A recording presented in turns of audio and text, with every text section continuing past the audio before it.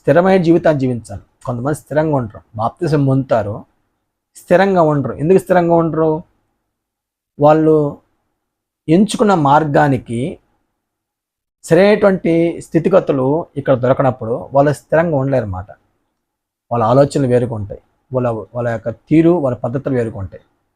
అంటే ఒక వ్యక్తి బాప్తిసం పొందేటప్పుడు స్థిరమైనటువంటి నిర్ణయాలతోనే క్రీస్తులకు రావాలి. అలా కాకుండా అస్థిరమైనటువంటి బతుకుతో బతకడానికి క్రీస్తులు రాకూడదు. కొంతమంది క్రీస్తులోకి వచ్చిన తర్వాత ఎంతోమంది స్థిరత్వం కోల్పోయి పక్కిలిపోయిన చాలామంది ఉన్నారు.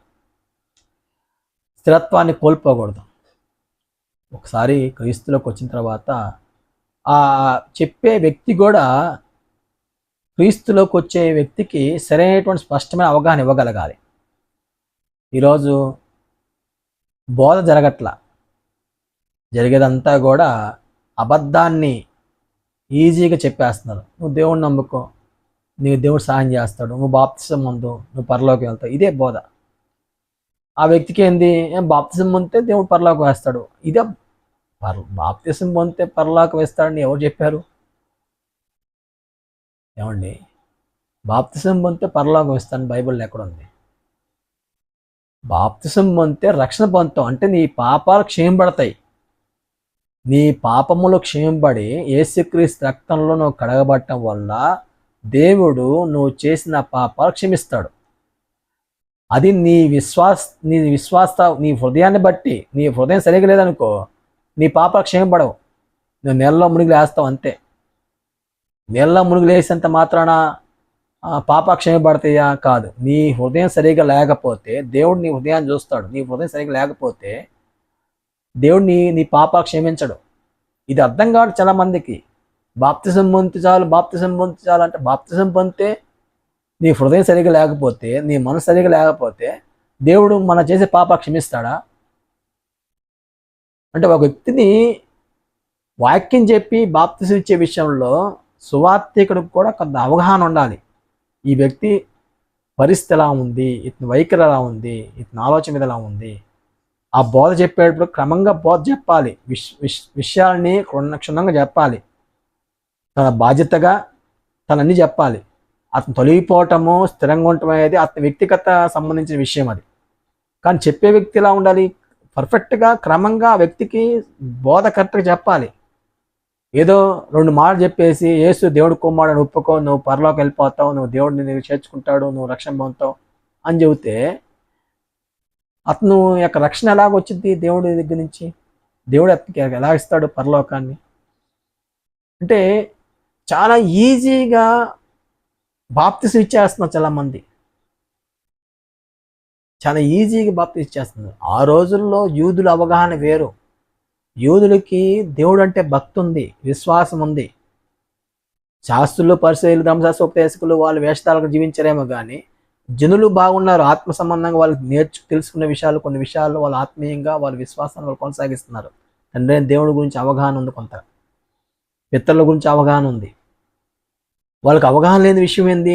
యేసే మెస్సయ్యా, ఈ యేసే మెస్సయ్యా అనే విషయం వాళ్ళ అవగాహన లేదు. అప్పుడు వాళ్ళకి ఆ అవగాహన చెప్పించే విధంగా బైబిల్ అనేక మంది అపోస్తలులు కానీ బోధించినప్పుడు వాళ్ళు మారుమనసు పొంది క్రీస్తులోకి వచ్చారు.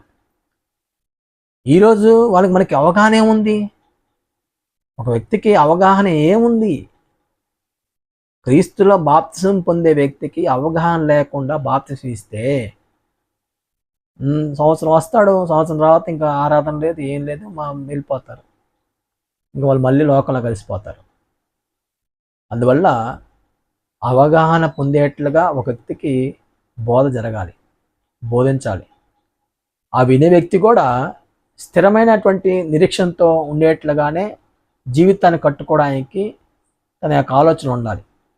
అందుకే పౌలు అంటున్నాడు, మీరు పునాది మీద కట్టబడిన వారే ఉండాలి, నిలకడగా ఉండాలి, స్థిరంగా ఉండాలి అని చెప్పి, మీరు విన్నట్టు ఆకాశం కింద ఉన్న సమసృష్టికి ప్రకటింపబడినట్టు ఆ సువార్త వలన కలుగు నిరీక్షణ తొలగిపోగా మీరు విన్నారు, ఆకాశం కింద సమసృష్టికి ప్రకటింపబడినట్టు అన్నాడు.